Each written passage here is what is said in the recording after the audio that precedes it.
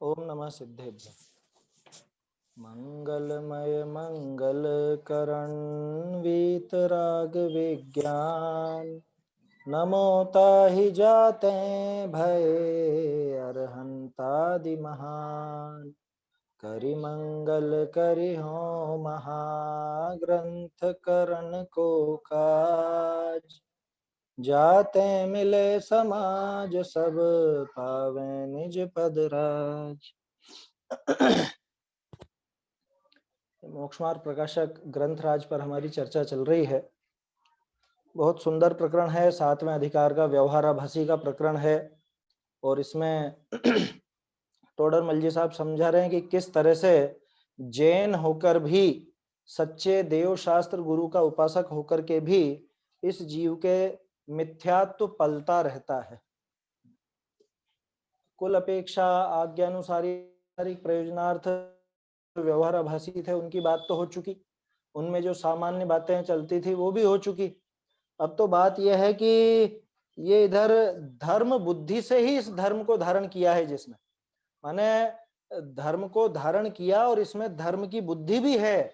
माने कोई और लौकिक बुद्धि नहीं है, कोई कुल की अपेक्षा नहीं, कुल की बुद्धि नहीं, सांसारिक प्रयोजन की बुद्धि नहीं, या समझ लीजिए किसी की देखा देखी नहीं, आज्ञानुसारी भी नहीं, थोड़ा बहुत दिमाग भी चलाता है, लेकिन उसके बावजूद ये अयथार्थ सम्यक दर्शन ज्ञान चारित्र को यथार्थ सम्यक दर्शन ज्ञान चारित्र का स्थान दे देता है और ऐसी भूल चलती रहती है। ये ग्रहित मिथ्यात्व इसका बना रहता है।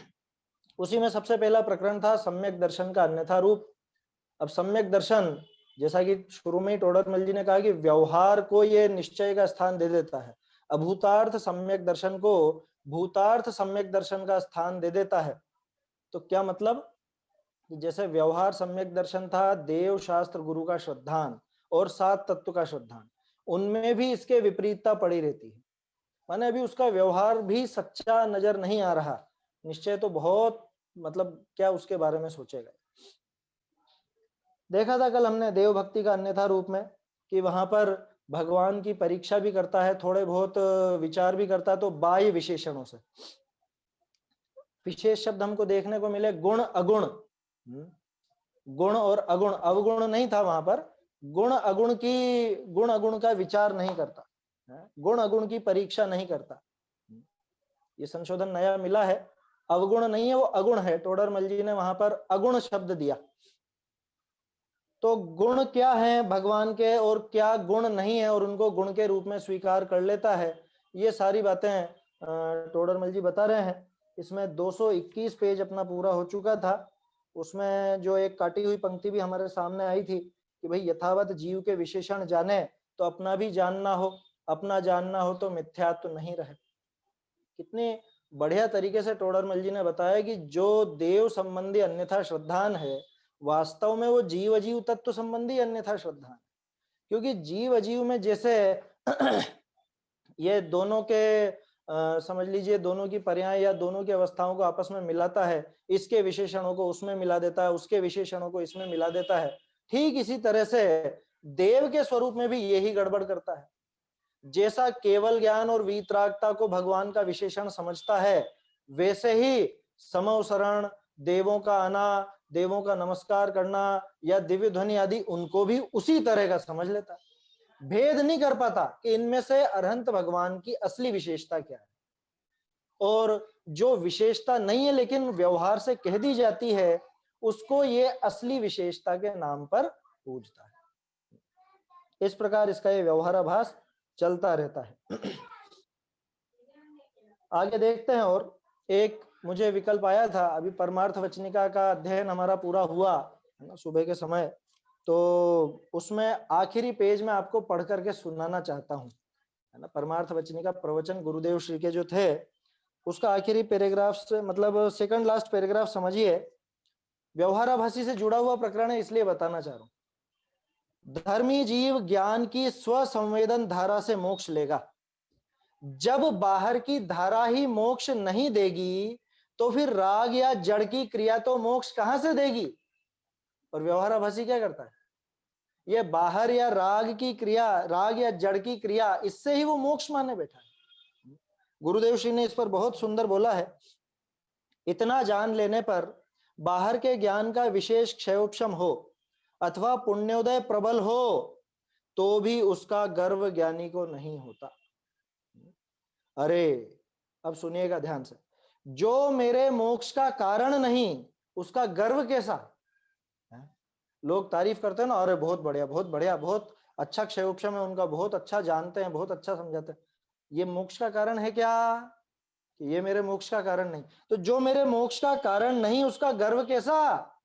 स्वानुभव में जो मेरे काम ना आवे उसकी महिमा क्या? कितनी कितनी सुंदर पंक्तियां हैं, ये गुरुदेव की पंक्तियां हैं। ये मतलब किस चीज का गुमान करें हम, किस चीज का?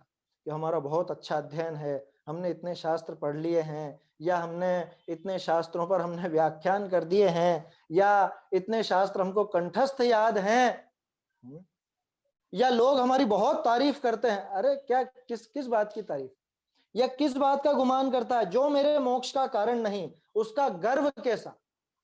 ये क्षयोपशम ज्ञान तो 1 सेकंड का, 1 सेकंड का क्या, चुटकी बजाते काफूर। मैंने पहले भी शायद उदाहरण दिया हो, मेरी दादी जो थी है ना, शुरू से काफी उनको पूजाएं वगैरह और सब याद थी, लेकिन आखिर में जब वो समझ लीजिए पलंग पर रही, आखिर के 4-5 साल पलंग पर ही बिताए उन्होंने, वो क्या बोलते हैं, दिमाग में कुछ ऐसा हो जाता है, फिर वो वैसे अब कुछ भी याद नहीं आता, पुराना याद ही नहीं आता। बोलो, जो सब पहले याद था, पहले कंठस्थ थी जो सब चीजें, कुछ भी याद नहीं आती। तो किसका किसका घमंड करना? क्षयोपशम ज्ञान कितना रहने वाला है? अरे अभी यहाँ आयु पूरी हुई और समाप्त। अभी स्मृति की बात चल रही थी ना, स्मृति हालांकि प्रमाण है, बनी रहे और अविसंवादी रहे तो, और यहाँ विसंवाद खड़ा होते देर नहीं लगती। इसलिए वो क्षयोपशम ज्ञान का या वो स्मृति का उसकी गुमान नहीं करना, प्रमाण तो वो है, प्रमाण की मना नहीं, ध्यान रखना, वो विषय अलग है। लेकिन यहां बात चल रही है कि उसका घमंड नहीं करना। सीधी सी बात, कि स्वानुभव में जो मेरे काम ना आए, जो मेरे मोक्ष का कारण नहीं, उसकी महिमा क्या, उसका गर्व कैसा? द्वादशांग जानता न हो तथापि ज्ञानी को कदाचित ऐसी लब्धि उघड़ जाए कि श्रुत केवली जैसा ही निशंक निशंक उत्तर सूक्ष्म तत्वों के संबंध में भी दे दे तो भी इस उघाड़ का गर्व या महत्ता ज्ञानी के नहीं। गुरुदेव की पंक्तियां पढ़ रहा हूं मैं, है ना, इस पर अपन कोई ज्यादा विस्तार से बात नहीं करेंगे। ज्ञानी की वास्तविक शक्ति स्वसंवेदन में है। ज्ञानी की वास्तविक शक्ति माने जो वास्तव में मोक्ष जाना चाहता है, उसकी असली शक्ति वो क्षयोपशमिक ज्ञान नहीं, वर्तमान का वो उघाड़ नहीं, बाहर का पुण्योदय नहीं, बल्कि स्वसंवेदन। कि भैया जिस चीज का तुम घमंड कर रहे हो या घमंड करना चाहते हो, वो स्वसंवेदन में काम आ रही है क्या, या वो मोक्ष साध रही है क्या? स्वसंवेदन को पहचाने तभी ज्ञानी की सच्ची महिमा का बोध हो सके। किसी ज्ञाता को 12 अंग का ज्ञान न हो तो भी स्वानुभव के बल से केवल ज्ञान की उपलब्धि करेगा। पराश्रित राग या पराश्रित ज्ञान, खास तो ये बात चल रही थी क्योंकि व्यवहाराभासी जीव को बाहर की दृष्टि रहती है ना ज्यादा, पराश्रय की ही। पराश्रित राग या पराश्रित ज्ञान, देखो गजब की बात है, दोनों चीजें आ गई। देवशास्त्र गुरु की भक्ति पराश्रित राग, 7 तत्व का जो श्रद्धान कहते हैं व्यवहार विकल्पात्मक, वो पराश्रित ज्ञान, गजब है। ये दोनों आ गए। ये व्यवहार सम्यक दर्शन जिसे हम कहते हैं, ये मोक्ष मार्ग नहीं है, ये क्या कह रहे हैं, ये मोक्ष मार्ग नहीं है। हम इसको सम्यक दर्शन कहते हैं, आप कह रहे हो ये मोक्ष मार्ग नहीं है। अरे व्यवहार से उनको सम्यक तो कहा है, ये समझो। और व्यवहार कब होता है? कि जब निश्चय साथ में हो तब होता है।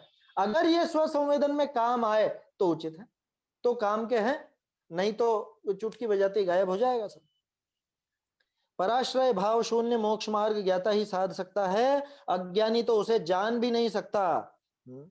कुछ पंक्तियां छोड़ करके आगे पढ़ता हूं। वीतरागी मोक्ष मार्ग का डंका पीटते हुए संत कहते हैं कि अरे राग को धर्म मानने वाले कायरों, क्या कहा? अरे राग को धर्म मानने वाले कायरों, तुम्हें चैतन्य का वीतराग मार्ग नहीं मिल सकता। चैतन्य को साधने का स्वाधीन पुरुषार्थ तुम प्रकट नहीं कर सकते। स्वाधीन चैतन्य का तुम्हारा पुरुषार्थ कहां गया? तुम धर्म करने निकले हो, बाहर की क्रियाएं करके सोचते हैं हम बहुत धर्मात्मा हो गए हैं, है ना, हम भक्त हैं। देव भक्ति का स्वरूप चल रहा है ना अभी, देव भक्ति का अन्यथा रूप शास्त्र भक्ति का भी आएगा, गुरु भक्ति का भी आएगा। स्वाधीन चैतन्य का तुम्हारा पुरुषार्थ कहाँ गया? तुम धर्म करने निकले हो तो चैतन्य शक्ति का शौर्य अपने में प्रकट करो, है? इस वीतरागी वीरता से ही मोक्ष मार्ग सधेगा।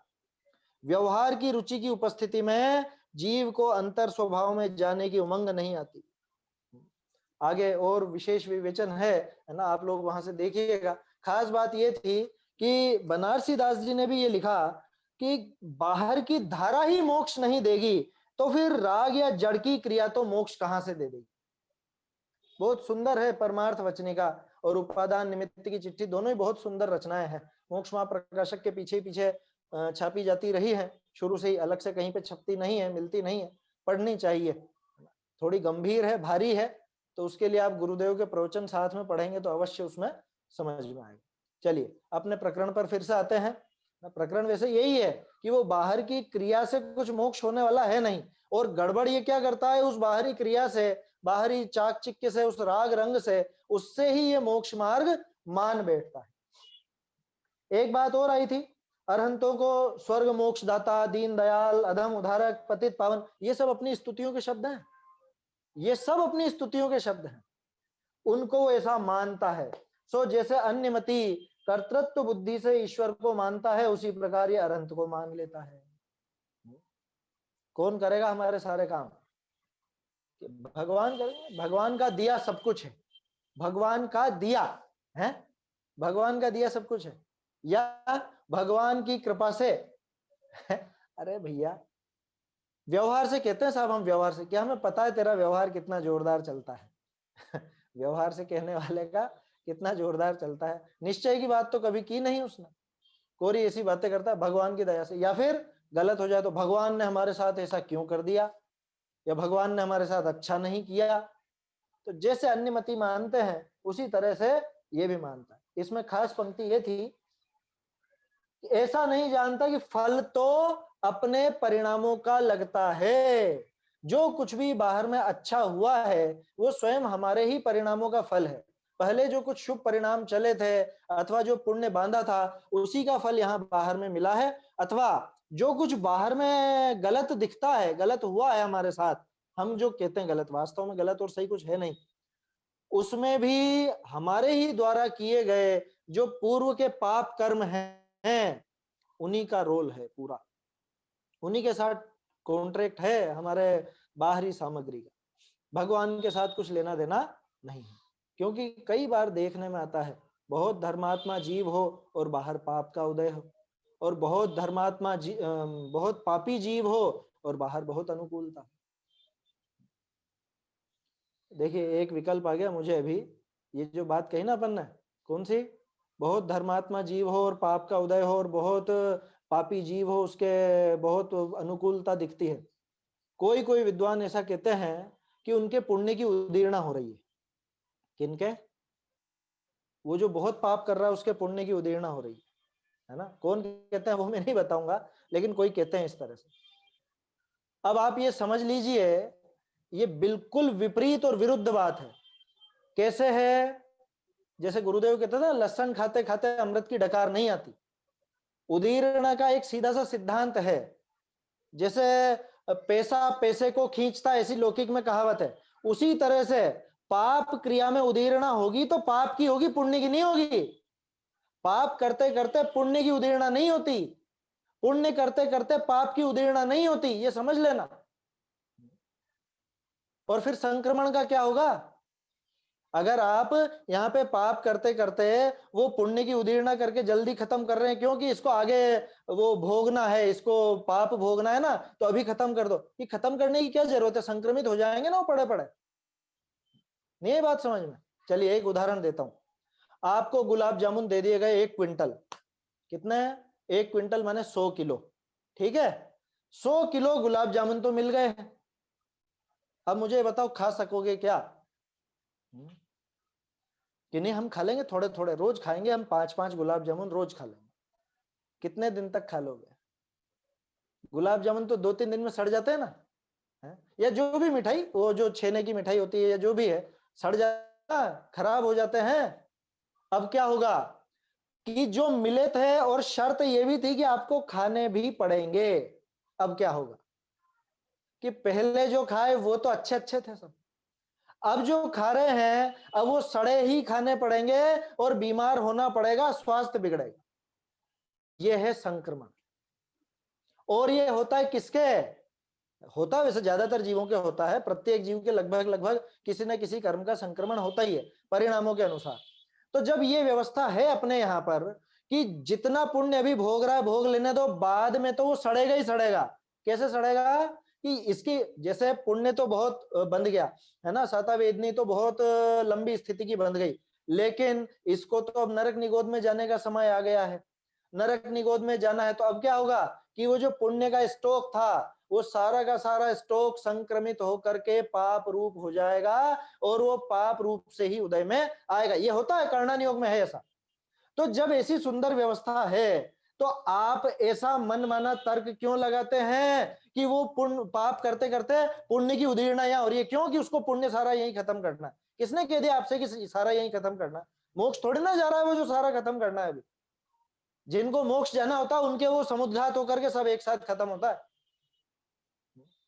आया समझ में? तो अगर ऐसा किसी के दिमाग में बैठा हो तो निकाल देना। ऐसा बिल्कुल नहीं होता कि इधर तो पाप कर रहा हो, कसाई वगैरह के बहुत अनुकूलता दिख रही है, ये जो बिल्कुल सप्त व्यसन में लिप्त हैं इन लोगों के बहुत अनुकूलता नजर आ रही है, और वो कहते हैं कि उनके अनुकूलता क्यों दिख रही है कि इनको आगे नरक में जाना है ना, तो वो पुण्य यहीं पे खर्च करके जाना है। ऐसा बिल्कुल भी नहीं है। पड़ा रहने दो, प्रकृति ही तो है, पुद्गल ही तो है, हो जाएगा संक्रमित वहां पे, वो गुलाब जामुन सड़ जाएंगे। आया समझ में? ऐसा नहीं है कि आज ही भोगने हैं आपको सारे। बात समझ में आई? तो कोई कोई ऐसा कह देते हैं, लेकिन वो बिल्कुल सही बात नहीं है, सिद्धांत के अनुसार बिल्कुल गलत बात है। किसी के दिमाग में अगर ऐसा बैठा हो कि वो अभी उदीर्णा हो रही है उनके, कभी भी पाप कार्य करते करते पुण्य की उदीर्णा नहीं होती। पाप किसको खींचेगा? पाप प्रकृतियों को खींचेगा, ना कि पुण्य प्रकृतियों। पुण्य किसको खींचेगा? वो पुण्य प्रकृतियों को खींचेगा, ना कि पाप प्रकृतियों। ये सीधा सा गणित है, लौकिक गणित है। पैसा पैसे को खींचता है, लहसन खाते खाते अमृत की डकार नहीं आती। और क्या उदाहरण दूं इससे ज्यादा? तो ये समझ लीजिएगा, कोई अगर ऐसा कहते हैं तो वो सही बात नहीं, सिद्धांततया विरुद्ध बात है। विकल्प आ गया इसलिए बता दिया। चलिए तो अपनी तो बात क्या चल रही थी, अपने परिणामों का फल लगता है। कल मैंने 2 पेज नंबर नोट कराए थे आपको, पेज नंबर 267 और पेज नंबर 231। इन दोनों में अपने परिणामों का फल, इस बात की मुख्यता है। हाँ ये देखिए 231 पर तो ये जो बीच में प्रश्न किया है, यदि ऐसा है तो अंशनादि को तप संज्ञा कैसे हुई, इसके उत्तर में दूसरी पंक्ति, परंतु आप तो फल जैसे अंतरंग परिणाम होंगे वैसा ही पाएगा, क्योंकि परिणाम शून्य शरीर की क्रिया फलदाता नहीं है। अब सोचो, परिणाम शून्य अपने ही शरीर की क्रिया जब फलदाता नहीं है, तो अपने परिणाम शून्य वो तीसरे यानी कि वो वीतराग भगवान, वो कैसे फलदाता हो जाएंगे? कि दिन भर तो पाप करे तू और धोने के लिए तीर्थंकर आएंगे हैं? उन पापों का सफाया करने के लिए चंद्रप्रभ जी आएंगे, शांतिनाथ जी आएंगे। होते हैं ना बहुत से जीव, दिन भर में पाप करो, शाम को हम तो माला फेर लेते हैं, सब पाप धुल जाते हैं दिन भर के। अभी आएगा माला का प्रकरण भी आएगा, क्योंकि नाम लेने की बड़ी रुचि रहती है ना, जाप की बहुत महिमा रहती है लोगों को, मन लगे चाहे नहीं लगे माला पूरी फेरनी है। भाई परिणाम शून्य तो अपने शरीर की क्रिया भी कुछ फलदाता नहीं होती, तो परिणाम शून्य वो तीर्थंकर तो तीसरे हो गए। तीसरे का मतलब भाई अपन अपने भाव, ये शरीर जब अपना एक क्षेत्र होगा संबंध वाला शरीर ही अपने परिणाम बिना कुछ फल नहीं देता, तो उन अरहंत भगवान से तो अपना एक क्षेत्र होगा संबंध भी नहीं है, तो फल किसका लगेगा? अपने परिणामों का। ठीक है, आगे देखिए 267। ये तो बहुत सुंदर प्रकरण है। औरों के ऐसे दोष देख देख कर कसाई नहीं होना, क्योंकि अपना भला बुरा तो अपने परिणामों से है ना। दूसरों में कुछ दोष देखकर या गुण देखकर वहां पे राग या द्वेष नहीं करना। अपना अपना जो परिणाम होगा उसी का फल अपने को मिलेगा। अपना भला बुरा अपने परिणामों से है। अरे किसी ने सम्यक दर्शन प्राप्त कर लिया, चलिए एक बात कहता हूं, है ना, बहुत से लोग इस बात पे एकदम से उछल पड़ते हैं, क्या गुरुदेव के सम्यक दर्शन के संबंध में बात करते एकदम से कान खड़े हो जाते हैं। मैं वो बात नहीं कर रहा हूँ कब हुआ कब नहीं हुआ, मुझे बहस नहीं छेड़नी। मैं तो ये बात कर रहा हूँ, गुरुदेव ने सम्यक दर्शन प्राप्त किया, गुरुदेव मोक्षगामी है, मोक्ष जाएंगे, बहुत अच्छी बात है, बिल्कुल सच्ची बात है, पक्की बात है। लेकिन मुझे ये बताओ, उनके सम्यक दर्शन से हमें क्या लाभ है? क्यों रे, कैसी बात कर रहे हो? कैसी नहीं, ठंडे होकर के सोचिए, ठंडे दिमाग से। उनके सम्यक दर्शन का आनंद किसको मिलेगा? वो तो उन्हीं को मिलेगा ना। अरे उनकी बात जाने दो, साक्षात तीर्थंकर जो अनंत सुखी हैं, उनके अनंत सुख का आप खूब गुणगान गाते हो, है ना, खूब महिमा गाते हो उनके केवल ज्ञान की, उनकी वीतरागता की। उसका फायदा किसको? उसका फायदा तो उन्हीं को है। उसका उपभोग तो वो ही कर रहे हैं, वो निराकुलता वो ही भोग रहे हैं। तीर्थंकर हो, केवली हो, मुनिराज हो, गुरुदेव हो, इनकी जितने भी विशेष गुण हैं, जो कुछ भी इनकी महिमा है, अपन गुणगान कर ले में तो भी उसका कुछ लाभ अपने को होने वाला नहीं। और कोई कितना ही दोषवान व्यक्ति हो, उसके दोष देख लोगे तो भी अपना कुछ लाभ होने वाला नहीं। अपना भला बुरा तो अपने परिणामों से है। आया समझ में? ध्यान रखना, मैं कोई प्रश्न खड़ा नहीं कर रहा हूं, मैं तो ये बता रहा हूं कि भाई सामने वाले का की बुराई तो नहीं करना, क्योंकि बहुत से लोग ऐसा कहते हैं ना, बुरा नहीं बोलना किसी का, बढ़िया बढ़िया सब अच्छा अच्छा बोलो, अच्छा अच्छा बोलो। अरे अच्छा अच्छा बोल के भी तुझे लाभ होने वाला नहीं है। यहाँ ये बात चल रही है कि तू तो तेरे परिणाम संभालना है। ताते परिणामन की संभाल में गाफिल मत वह है प्राणी, भागचंद जी का भजन है, जिनकी बात अभी थोड़ी देर पहले मैं कर रहा था, है ना। ग्वालियर वाले यहाँ पर बैठे हुए हैं कुछ लोग, उनसे भी मैं फिर से निवेदन करता हूं, मैंने जो 2 पुस्तकों का नाम लिया है, आपके यहाँ पे मूल प्रति भी मिल सकती है, क्योंकि ग्वालियर के पास के थे ईसागढ़ के, तो आपके यहाँ आसपास अगर कहीं मूल हस्तलिखित प्रति देखने को मिले तो जरूर थोड़ा सा देखिएगा और बताइएगा मुझे। सत्ता स्वरूप और अमित गति श्रावकाचार्य की वचनिका, दोनों चीजें लिखी हैं इन्होंने, भागचंद जी ने, तो देखिएगा अगर मिल जाए तो। खैर, तो क्या लिखा उन्होंने, अपने परिणामों की संभाल में गाफिल मत होना। ये पूरा का पूरा ये जो 266 और 267 पेज है ना, इनके आधार से भागचंद जी ने 2 भजन बनाए। परिणति सब जीवन की 3 भांति वर्णी, और एक ये वाला जो मैं बोल रहा हूं, ताते परिणामन की संभाल में गाफिल मत वे है प्राणी। अपना भला बुरा तो अपने परिणामों से है, औरों को रुचिवान देखे तो कुछ उपदेश देकर उनका भी भला करे, इसलिए अपने परिणाम सुधारने का उपाय करना योग्य है। सर्व प्रकार के मिथ्यात्व भाव छोड़कर सम्यक दृष्टि होना योग्य है, क्योंकि संसार का मूल मिथ्यात्व है, मिथ्यात्व के समान अन्य पाप नहीं है। मिथ्यात्व के समान अन्य पाप नहीं। और हम तो सोचते शायद मांस भक्षण सबसे बड़ा पाप होगा, कोई और दूसरा बड़ा पाप होगा, या कह रहे हैं मिथ्यात्व के समान कोई दूसरा बड़ा पाप नहीं। आपको पता है, उसी भव से, उसी भव में मनुष्य को मार के खाने वाला और उसी भव से मोक्ष चला गया है। राजा सोदास, पहले भी शायद उदाहरण दिया होगा मैंने, राम जी के पूर्वज थे, राम जी के और सुकौशल जी के, इनके पूर्वज थे वो उसी भव में मनुष्य को मार के खाता, उसी भव से मुनि दीक्षा ले ली, मोक्ष चले। सप्त व्यसनी शंभु कुमार है, नहीं पढ़ा क्या इनका किस्सा? सप्त व्यसनी थे ना, अरे वो द्वारका के जलने में मुख्य कारण ही शंभु कुमार थे। वो शराब वगैरह सब उनके मित्रों ने ही तो पी थी, और वो द्वीपायन को पत्थर मारने का काम उन्होंने ही तो किया था सब, तो वो सब चले गए। मिथ्यात्व अगर नहीं छूटा होता तो नहीं जाते, है ना। देखो वो व्यसन इतने बड़े पाप नहीं है, ये मिथ्यात्व ज्यादा बड़ा पाप है। वो इतने बड़े बड़े व्यसन करके, इतना बड़ा पाप करके भी तत्काल उसी भव से मोक्ष जा सकते हैं। आया समझ में? माने उसका फल इतना लंबा नहीं कहा, ये कहना चाह रहा हूं मैं। सबसे ज्यादा स्थिति कौन से कर्म की? 70 कोड़ा कोड़ी सागर दर्शन मोहनी की, सप्ततिर मोहनीयस्य, सूत्र पढ़ा होगा आपने। मांस भक्षण की कितनी स्थिति? अच्छा, मनुष्य को मार के खाने की कितने लंबा कर्म बंधेगा, कितनी लंबी स्थिति का कर्म बंधेगा? तो ये विचार करने लायक बातें हैं। सबसे बड़ा पाप है मिथ्यात्व, वो सबसे पहले छोड़ना चाहिए, और इसीलिए टोडरमल जी सबसे ज्यादा जोर उसी पर देते हैं।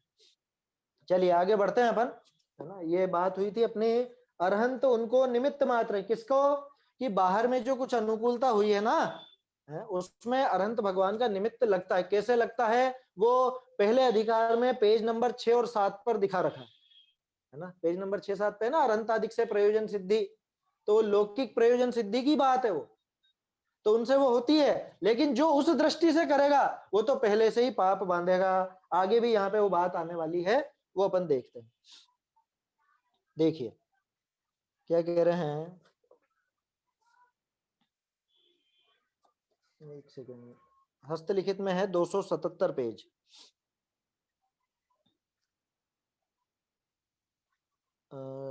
बहुरी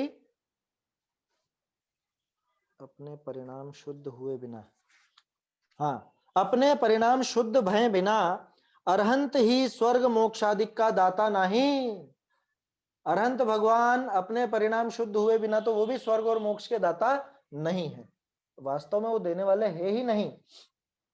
बहुरी अरहंतादिक के नामादिकते स्वानादिक स्वर्ग पाया, तहां नामादिक का ही अतिशय मान्य है। लो आ गई जाप की बात। बिना परिणाम नाम लेने वालों के भी स्वर्ग की प्राप्ति न हुई तो सुनने वाले के कैसे हुई। स्वानादिक के नाम सुनने के निमित्त ते कोई मंद कषाय रूप भाव भय हैं, तिनका फल स्वर्ग भया है। उपचार करी नाम ही की मुख्यता करी। क्या कह रहे हैं, अब क्या मानता, ये दूसरा बिंदु आ गया। अरहंत आदि के नाम आदि से श्वानादिक ने स्वर्ग प्राप्त किया। वो अन्य मतों में तो चलता है ना, क्या है, कलयुग केवल नाम आधारा नाम के आधार से ये कलयुग को पार कर लेते हैं, वो तो मोक्ष पा जाते हैं, हैं? सुमर सुमर और भव पारा, इस तरह के कुछ पंक्ति आती है अन्य मत में। तो यहाँ पे भी, अपने यहाँ पे भी नाम की महिमा बहुत हो गई। क्या, जाप करो जाप करो, अरहंत सिद्ध अरहंत सिद्ध अरहंत सिद्ध अरहंत सिद्ध, जाप करने की तो कही है, अपने शास्त्रों में कही है, पणती सोल छप्पन इत्यादि गाथा है द्रव्य संग्रह में। अब लोगों को वो गाथा की बहुत महिमा आती है, मैं उसकी मना नहीं कर रहा हूं, ध्यान रखिएगा, जाप की मना बिल्कुल नहीं है, लेकिन इसके दिमाग में क्या घुस गया कि नाम लेने मात्र से मैं पवित्र हो जाऊंगा। क्या रे, कुछ भी गलती हो गई, कोई पाप का, एक काम करो, 9 बार नमोकार मंत्र बोल लो। बोलने से क्या होगा ये बताओ, बोलने से क्या होगा। कह रहे बोलने का कोई फल नहीं है, कि बिल्कुल भी फल नहीं है, पक्का मान लेना। कि फिर वो गाथा कैसे कही, गाथा तो ये बताइए कि इनके माध्यम से तुम इनके स्वरूप का ध्यान कर सकते हो। समझ में ही बात, वहां जो वो गाथाएं हैं द्रव्य संग्रह आदि में, या और भी जो अपने ध्यान के ग्रंथ हैं उनमें, उनमें जो जाप आदि के लिए ये छोटे छोटे शब्द बताए हैं या छोटे छोटे मंत्र बताए हैं, वो तो एक तरह से उनसे आप उनका स्मरण कर लो इसलिए बताए हैं। अच्छा मुझे बताओ, उड़द और छिलका ये कोई मंत्र है या नहीं है? उड़द और छिलका कोई मंत्र है या नहीं? लेकिन इस मंत्र से तो उन्होंने वो साध लिया। क्या, शिव भूति मुनिराज ने तो इसी मंत्र की साधना करी, उनको तो नमोकार तक याद नहीं होता था। फिर कहां पे आया नाम, वहां तो नाम तो उड़द और छिलके का आया, तुष्माश भिन्नम तुष्माश भिन्नम तुष्माश भिन्नम। उड़द और छिलका भिन्न भिन्न, उड़द और छिलका भिन्न भिन्न, ये छिलका है अंदर उड़द है, बस ये समझ लिया। अच्छा मान लो वो उड़द, आत्मा को उड़द ही कहते होते तो क्या दिक्कत थी, है? नाम से क्या हो जाएगा। हमारे यहाँ तो ये है कि बुद्ध वीर जिन हरि हर ब्रह्मा, या उसको स्वाधीन कहो, नाम से कोई मुक्ति नहीं होती, नाम लेने से पुण्य नहीं बंधता। कि ये क्या बात कर रहे, नाम लेने से पुण्य नहीं बनता? बिल्कुल नहीं बंधता। अगर नाम लेने से पुण्य बंधता हो तो वो जो टेप लगा रखी होगी ना आपने आपके घर में, हमने तो नहीं लगा रखी, बहुत से लोग लगा के रखते हैं, 24 घंटे वो ओम नमो अरहंताणम चलता रहता है, तो उसी को पुण्य बंधे सारा का सारा, उसको ही पुण्य बंधे फिर। अब फिर अपने यहाँ तो पाठ होने लग गए, दिन भर पाठ, रात भर पाठ, रत जगह होने लग गए अपने। अभी अपने नहीं थी ये प्रथा, अपने कोई इस प्रकार की परंपरा नहीं है कि रात भर जागेंगे हैं और भक्तामर का पाठ करेंगे। काय के लिए कर रहे हो, क्यों कर रहे हो, किसकी कर रहे हो, क्या स्वरूप है, कुछ पता नहीं। अरे उन पंक्तियों का अर्थ पता नहीं, शुद्ध बोलना नहीं आता, और धनाधन हमको तो पाठ करना, हमको तो नाम लेना। क्या कह रहे हैं टोडरमल जी? अच्छा, और ये भावना बनी क्यों? खास बात तो ये है, प्रथमान योग में ऐसे किस्से पढ़ लिए कि अच्छा वो श्रीपाल जी ने उनको कुत्ते को सुनाया था, श्रीपाल ने क्या, सॉरी, जीवनधर स्वामी ने कुत्ते को सुनाया और नमोकार मंत्र, और वो मोक्ष चला गया। देखो, नाम सुनाने से चला गया, स्वर्ग चला गया, सॉरी, मोक्ष नहीं चला गया, स्वर्ग चला गया। क्या कह रहे हैं? अरहंत आदि के नामादिक से श्वानादिक ने स्वर्ग प्राप्त किया। अरहंत आदि के नाम आदि और फिर श्वान आदि, सब में आदि लगा देते हैं टोडरमल जी, और भी लगा लेना आप, जिसको जैसे भी जिसके नाम से हुआ हो, जो भी गति हुई हो, वहां नामादिक का ही अतिशय मानते हैं। बोलो, नहीं मानते हैं क्या? आप उनसे कहो कि भैया जाप में बैठो, जाप दो, इतने लाख जाप पूरे करने हैं, तो आप भी इतने जाप दो। अब वो जाप देने बैठ जाएगा, बस इधर उधर देखता जाएगा, और माला माला फिरनी चाहिए, बस आगे आगे आती जानी चाहिए। हो गया पूरा हो गया क्या? कि तुमने बोला तो ही नहीं, कि नहीं नहीं बोला मैंने, पूरा बोला, अरहंत सिद्ध अरहंत सिद्ध अरहंत सिद्ध, या जो भी नाम हो, जो भी मंत्र हो, उसका पूरा जाप करा। कि एक एक बार जब भी बोला, उस पर विचार कितना किया? अरहंत सिद्ध बोलते ही अरहंत के स्वरूप का ख्याल आया या नहीं? सिद्ध का स्वरूप का ख्याल आया या नहीं? और खास बात तो ये थी, उनके स्वरूप का ख्याल तो खुद के स्वरूप के ख्याल के लिए था। वो तो खैर जाने दो, उसकी बात जाने दो। अभी तो अपन यही बात करें कि जो नाम लिया जा रहा है, वो नाम किसका है, उसका क्या स्वरूप है, ये मालूम पड़ा या नहीं? गुड़, गुड़ बोलते ही आपके दिमाग में क्या आया है? नींबू, नींबू, नींबू कहते से ही एकदम से रस बनाएगी नहीं, इमली है। वीर सागर जी भाई साहब बैठे हुए हैं। न्याय के ग्रंथों में एक चीज चलती है, शब्द समानाधिकरण। शब्द समानाधिकरण क्या मतलब? कि शब्द का और उस पदार्थ का एक समान अधिकरण, माने वो शब्द कहते से ही आपको वो वस्तु एकदम से ख्याल में आती है। जैसे आग बोलते से आपको एकदम से, अरे आग लग गई, फटाफट एकदम भागते हैं। या मिर्ची कहते से आपको ऐसा लगता है, नींबू कहते से आपको जीवान पर रस सा आने लगता है, गुड़ कहते से ही या शक्कर कहते से मिठास का ख्याल आता है। ठीक ऐसे ही ये शब्द समानाधिकरण होना चाहिए। अरहंत कहते ही अरहंत का स्वरूप ख्याल में आ गया। क्या ख्याल में आया? अच्छा चलो, अरहंत कहते ही क्या ख्याल में आया? अपना अपना विचार कीजिए। पहला चित्र एकदम से क्या बना? समोसरण है, समोसरण बना कि अरे बाहरी रूप है, टोडरमल जी यही कह के आए हैं। अरहंत कहते से ही 8 प्रातिहार्य, या अरहंत कहते से ही आपको क्या ख्याल में आएगा? उपदेश चल रहा है, या सभाएं, 12 सभाएं लगी हुई हैं। अगर ये सब बातें ख्याल में आती हैं, तो अभी भी अरहंत का सही सही स्वरूप दिमाग में नहीं है। अथवा वो स्वरूप है तो सही, लेकिन प्रायोरिटी किसको दे रखी है, प्राथमिकता किसको दे रखी है? वो जो गुण और अगुण की बात आई थी, गुणों की जगह अगुण की तरफ प्राथमिकता अपनी जा रही है, ऐसा समझ लेना। तो अरहंत कहते हैं क्या ख्याल में आवे? वीतरागता और सर्वज्ञता ख्याल में आवे, ये ख्याल में आना चाहिए। सिद्ध कहते अशरीरीपना, मोक्ष, ये ख्याल में आवे। शुद्ध स्वरूप, ये ख्याल में आवे। मोक्ष माने वो नहीं। अगर सिद्ध कहते सिद्धशिला ख्याल में आती है तो गड़बड़ है।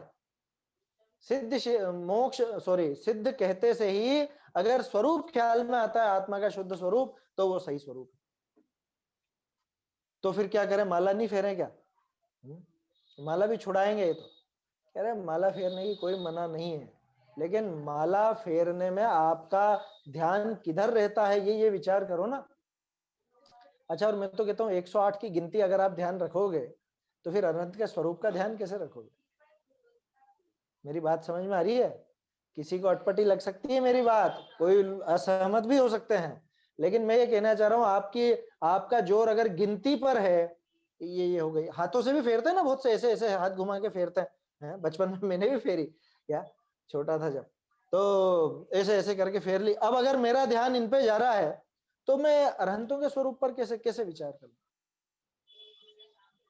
बात समझ में आ रही है ना? मैं ये नहीं कह रहा हूं कि आप माला मत फेरो, मैं ये नहीं कह रहा हूं कि जाप मत दो, मैं तो ये कह रहा हूं कि जब भी उनके नाम की बात चले तो वो स्वरूप ख्याल में आना चाहिए। अगर वो स्वरूप ख्याल में नहीं आता है तो वो कोरा नाम लेना किसी काम का नहीं है, पक्का मानना आप।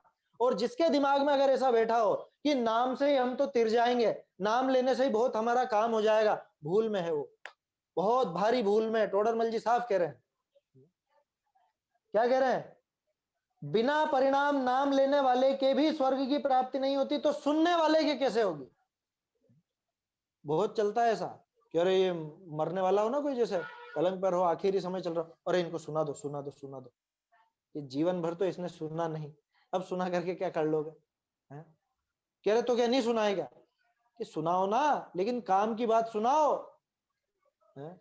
तुम वहां पे उनको भक्तामर सुनाने बैठ गए, वो भक्तामर सुनाने का समय नहीं है, वो आत्मस्वरूप सुनाने का समय है, क्योंकि आखिरी टाइम आ गया है अब। समझ में आ रही है बात? वो भक्तामर स्तोत्र का समय नहीं है बिल्कुल भी।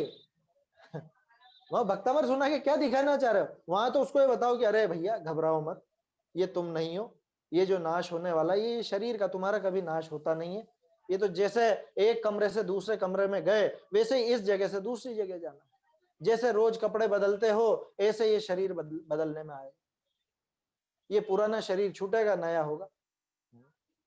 या आपके मोबाइल का रिचार्ज कराते हो, आजकल तो बहुत उदाहरण है। रिचार्ज खत्म हो गया, अब दूसरा रिचार्ज कराना है। ऐसी ऐसी बातें करके उसको अपने स्वरूप का थोड़ा भान कराओ कि तेरा नाश कभी होता नहीं, तू तो जानने देखने वाला है रे, तू क्यों घबराता है? ये समझाने का समय है। अब ये नाम सुना दो, इसको नाम सुना दो, भगवान का नाम सुना दो। नाम सुनाने से क्या हो जाएगा? कह रहे हो कुत्ते के भी तो हुआ था, कुत्ते को नाम सुनने से नहीं हुआ था, ये समझ लो। कुत्ते को कैसे हुआ था? कि श्वानादिक के नाम सुनने के निमित्त से कोई मंद कषाय रूप भाव हुए, उनका फल स्वर्ग हुआ है।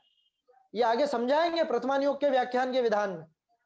8वें अधिकार की बात है कि वहां जो प्रकरण बना, वो जो स्वर्ग गया है वो कुत्ता, है ना? मैं बार बार, शायद मेरे मुंह से मोक्ष निकल रहा है क्या? अगर ऐसा हो तो सुधार लेना, है ना? स्वर्ग गया वो कुत्ता, तो जो वहां जाने का उसका बना, वो कोई नाम सुनने से नहीं गया है। नाम सुन करके उसने वो भाव भंगिमा देखी कि अरे दूसरे लोग मुझे दुत्कार रहे थे, ये नहीं दुत्कार रहे हैं, इनके चेहरे पे बहुत शांति है। उनकी शांति देख के इसके थोड़े से परिणाम शांत हुए। बताओ वो कुत्ता क्या समझेगा? अरहंत कहने में क्या समझेगा? सिद्ध कहने में क्या समझेगा? आचार उपाध्याय साधु कहने में क्या समझेगा वो कुत्ता, जो उसको फल लगेगा? उसने तो भाव भंगिमा देखी, और वो भाव भंगिमा देख करके उसके चित्त में जो शांति हुई, मंद कषाय रूप परिणाम हुए, उस मंद कषाय रूप परिणाम से वो स्वर्ग गया था। प्रथमा नियोग की तो ये शैली है, वो तो बाहरी क्रिया को उसको मुख्य करके और वो नामादि की मुख्यता बता देते हैं।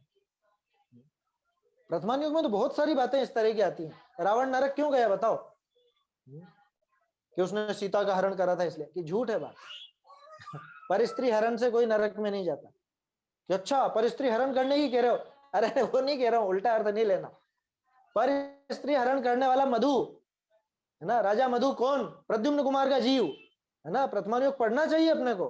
प्रद्युम्न कुमार का पूर्व भाव का जीव राजा मधु, उसने तो उस चंद्राभा का हरण ही कर लिया था, अपने साथ रख ली थी, अपनी रानी बना ली थी, और वो भी खुशी खुशी रहती थी। दोनों मर के भोग भूमि में गए थे।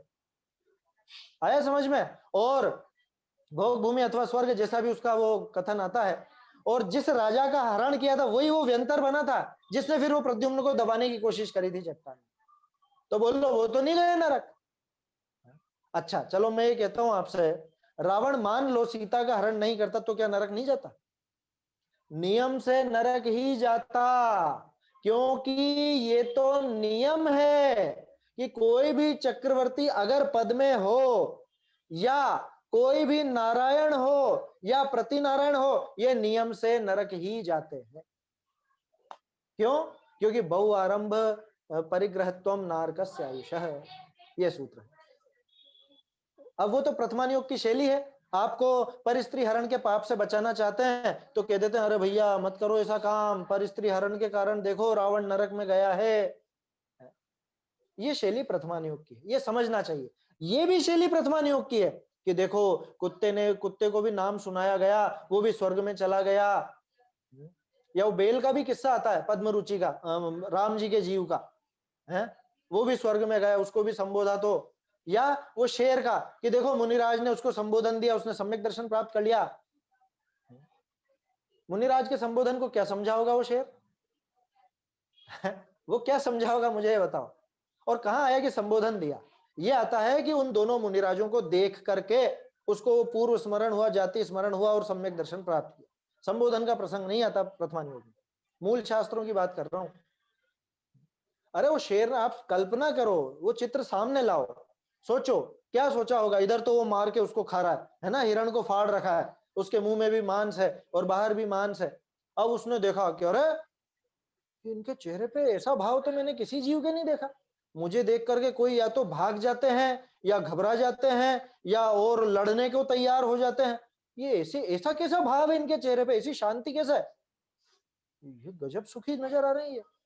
उससे कुछ उसको ऐसा अपने भावों की हीनता लगी, अपना कुछ गलती लगी, पिछला कुछ जाति स्मरण का ज्ञान हुआ और फिर वो जैसा जो भी बना वो सम्यक दर्शन उसने फिर से प्राप्त किया।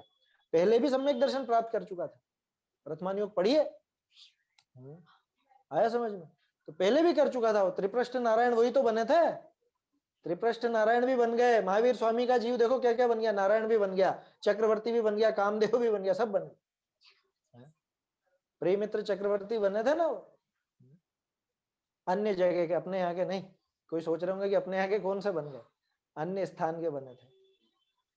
तो खैर कहने का अर्थ यह है कि भाई जब नाम लेने वाले को भी स्वर्ग की प्राप्ति नहीं होती, बिना परिणाम के, बिना परिणाम के अरहंत आदि का नाम ले तो स्वर्ग की प्राप्ति नहीं होती, तो सुनने वाले को कहां से हो जाएगी? तो इसलिए दिमाग से भूत उतार दो नाम का। कह रहे नाम स्मरण, जाप करो जाप करो जाप करो, तो जाप करना छोड़ दें? टोडरमल जी मना कर रहे हैं जाप की।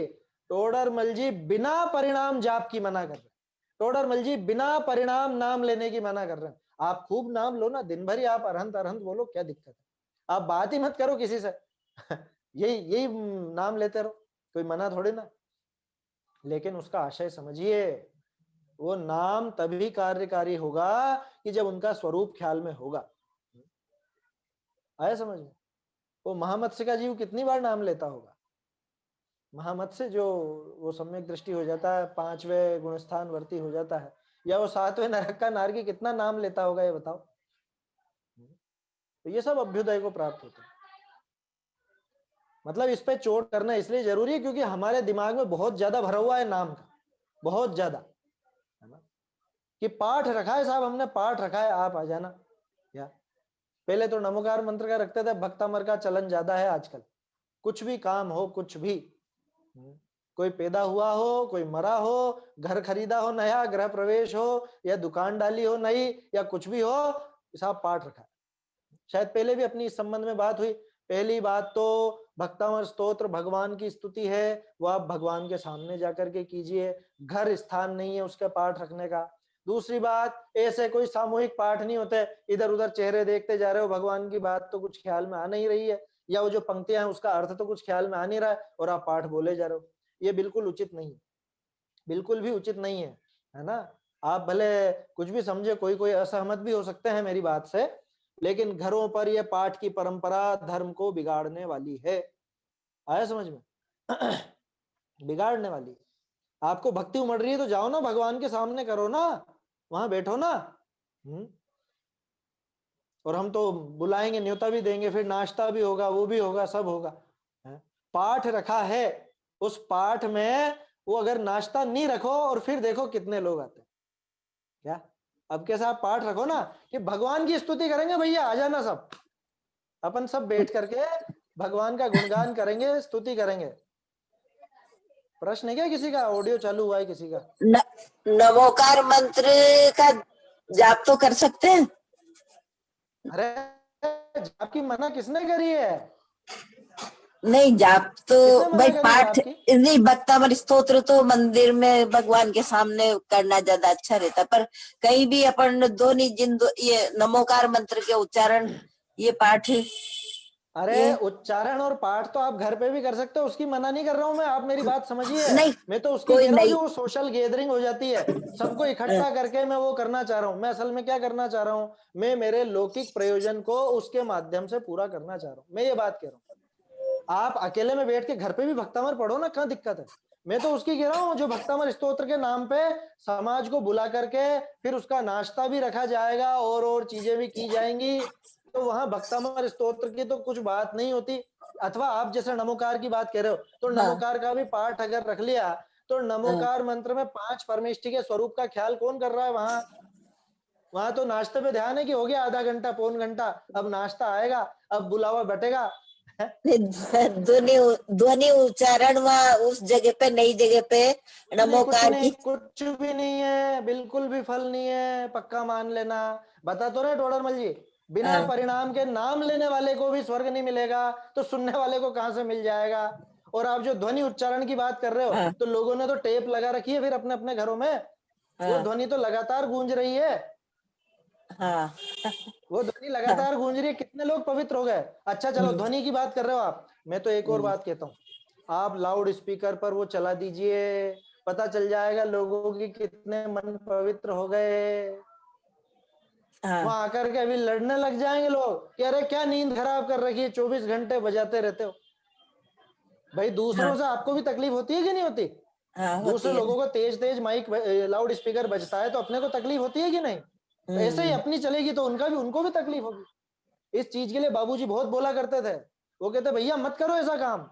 अगर तुमको मंदिर में आवाज आ जाती है अच्छे से, सभा में 50 लोग तो कुल बैठते नहीं है, और उसमें तुम लाउड स्पीकर पर पूरी दुनिया को सुनाना चाह रहे हो, कह रहे नहीं हम तो अच्छा कर रहे हैं, हम तो सबको सुनाना चाह रहे हैं। सबके सुनने के भाव है क्या, ये विचार करो। किसी के घर में बीमार लोग भी हैं, किन्हीं के बच्चों की परीक्षा भी चल रही है, तो उन लोगों के परिणाम सुधरेंगे कि बिगड़ेंगे।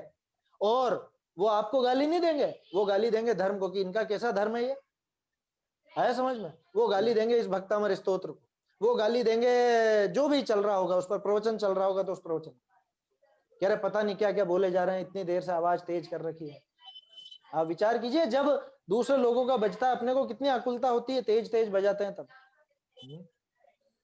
नींद नहीं आती है, नींद उड़ जाती है, जो थोड़े बुजुर्ग हैं उनकी, बीपी के मरीज है उनको आकुलता हो जाती है, बच्चों का हम्म, आकुलता होती है परीक्षा के समय, बीमार व्यक्ति को आकुलता हो जाती है। तो ये जो मैं उस चाक चिक्की की बात कर रहा हूँ, वो जो पूरा तामझाम रच लिया गया इस जाप के नाम पे, इस पाठ के नाम पे, उसकी बात कर रहा हूँ। बाकी तो आप अकेले बैठ के कुछ भी करो ना, अकेले बैठ के तो घर पे बैठ के आप मन में ध्यान रखना, द्रव्य से नहीं, पूजन बोलो भले, क्या दिक्कत है। अकेले बैठे बैठे आपकी कहीं जाने की सामर्थ्य नहीं है, आप पलंग पर चिंतन कर रहे हो, सिद्धों की जयमाला बोलो, सिद्ध पूजन की, वहां पे आप बोलो का मतलब मन में दोहरा लो, वहां विचार कर लो, उसकी मना थोड़े ना है। भक्तामर स्तोत्र का पाठ करो ना, कोई मना नहीं है। बात क्या चल रही है कि उस पाठ के नाम से जो पूरा का पूरा वो आयोजन कर दिया जाता है, और उसमें फिर उसका पूरा स्वरूप ही बिगड़ गलती जाता खड़ा है, भगवान के स्वरूप का ख्याल भी नहीं आता, उस चीज की मना। तो क्या कहा है ना, समय हो गया है, देखते हैं अपन ये, बिना परिणाम के नाम लेने वाले को भी स्वर्ग की प्राप्ति नहीं होती, ये समझ लेना। बिना परिणाम नाम लेने की मना है, नाम लेने की कोई मना नहीं है, बिना परिणाम, बिना परिणाम नाम लेने वाले को भी स्वर्ग की प्राप्ति नहीं होती, तो सुनने वाले को कैसे होगी। तो जो भी वो फल हुआ है, कुत्ते आदि का जो प्रसंग है प्रथमान योग में, वो सब उपचार से नाम की मुख्यता करके ऐसा कहा गया है। वास्तव में तो उसके परिणामों का ही उसको फल लगा है, जो बात हमने शुरू में की थी कि अपने परिणामों से ही सारा का सारा फल मिलता है। तो इस प्रकार ये चर्चा हुई, अभी समय हो गया है, आगे की चर्चा अपन फिर कल तो नहीं करेंगे। कल तो अभी एक विचार और चला था कि शनि और रवि को अपन रख सकते हैं चर्चा, लेकिन कल तो नहीं रखेंगे, परसों संभवतया रहेगी अपनी चर्चा, रविवार को भी। वैसे सोमवार को अपन प्रारंभ करते हैं, लेकिन रविवार को भी रहेगी, है ना। कोई आकस्मिक कारण अगर रहा तो नहीं रहेगी, नहीं तो रहेगी, ठीक है ना। तो आप चला के देख लीजिएगा, चालू होगी तो बात करेंगे इसे, चर्चा करेंगे इसे। चलिए ये समाप्त सवा करते हैं। तीन बजे से, 3:15 बजे से। हाँ 3:15, टाइम जी, 3:15 का ही रहेगा। जी। निज निधि निज में बताई, यह अनंत उपकार है, इसके लिए जिन वाणी माँ को वंदना शत बार है, वंदना शत बार है।